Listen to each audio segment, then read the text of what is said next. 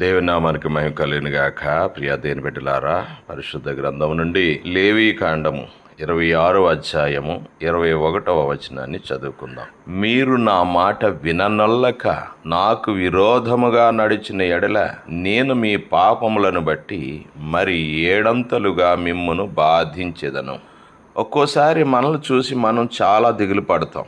ఏంటి ఈ జీవితం, ఎన్ని కష్టాలు బాధలు నాకే ఎందుకు వస్తున్నాయి అని చాలా బాధపడిపోతామే, కానీ అన్నీ మనకు రావడానికి గల కారణాల గురించి ఆలోచించాం.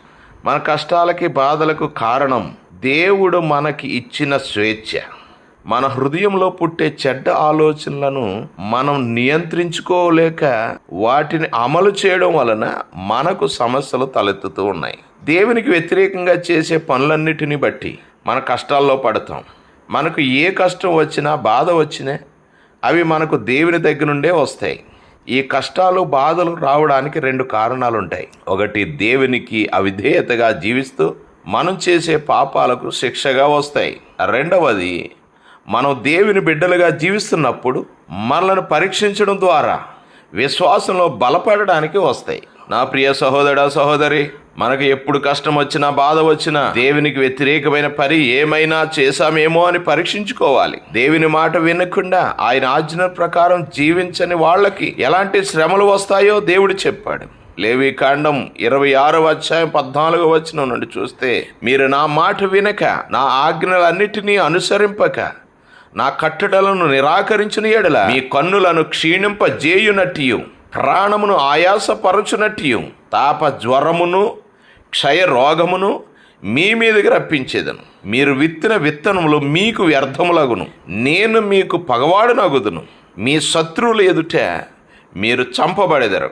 నా ప్రియ సహోదరుడా సహోదరి, దేవుని మాట వినకపోవడం వలన వచ్చే ఇలాంటి కష్టాలు బాధలు ఎంత భయంకరంగా ఉంటాయో 26వ అధ్యాయం మొత్తం చదివితే తెలుస్తుంది. ఈ భూమి మీద జీవించే తాత్కాలికమైన జీవితాన్ని ఇలాంటి శ్రమలతో జీవిస్తే మరి ఇంకా దేవుడిచ్చే ఆ విలువైన జీవితానికి అర్థం ఏముంటుంది?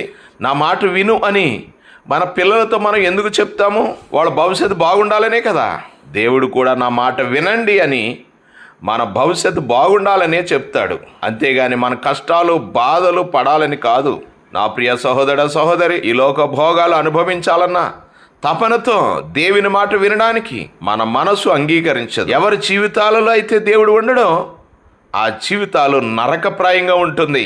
ఎవరి జీవితంలో దేవుడు ఉండడో వాళ్ళే ఏంటి ఈ జీవితం, ఎందుకు ఈ బ్రతుకు అని జీవితం మీద విరక్తి తెచ్చుకునే జీవితంగా మారిపోతుంది. అయితే ఎవరి జీవితంలో దేవుడు ఉంటాడో వారి జీవితంలో సంతోషం సమాధానాలు ఉంటాయి. ఎవరి జీవితంలో దేవుడు ఉంటాడో వారు ఆ సమస్యను ఎదుర్కొంటారు. ఎవరి జీవితంలో దేవుడు ఉంటాడో ఆ సమస్య నుండి విడుదల పొందడానికి ప్రయత్నం చేస్తారు. ఎవరి జీవితంలో దేవుడు ఉంటాడో ఆ సమస్యలో దేని మీద ఆధారపడి విజయాన్ని పొందుతారు. దేవుని మాట వింటే దేవుడు మనకి ఎలాంటి మేలులు చేస్తాడన్నది లేవీ కాండం 26వ అధ్యాయం 3 నుండి 13 వచనాల్లో చెప్పాడు. ఆ వాక్యాన్ని ఒకసారి క్షుణ్ణంగా చదివి మీరు దేవుని మాట వింటారో లేదో మీ ఇష్టం ప్రకారం జీవిస్తారో మీరే నిర్ణయం తీసుకోండి. ప్రభువా, ఈ లోకంలో జీవించినంత కాలం నీ మాట విని నీ ఇష్ట ప్రకారం జీవించడానికి నీ కృప మాకు దయచేయ్యా అని ఆయన నామంలో ప్రార్థన చేస్తూ ప్రతి సమస్యను ఎదుర్కొనుటూ జయిస్తూ రాబోతున్న ఆనందకరమైన జీవితం కొరకు ఎదురు చూసే స్వభావాన్ని ప్రభు మనందరికీ దయచేయనుగాక. ఆమెన్.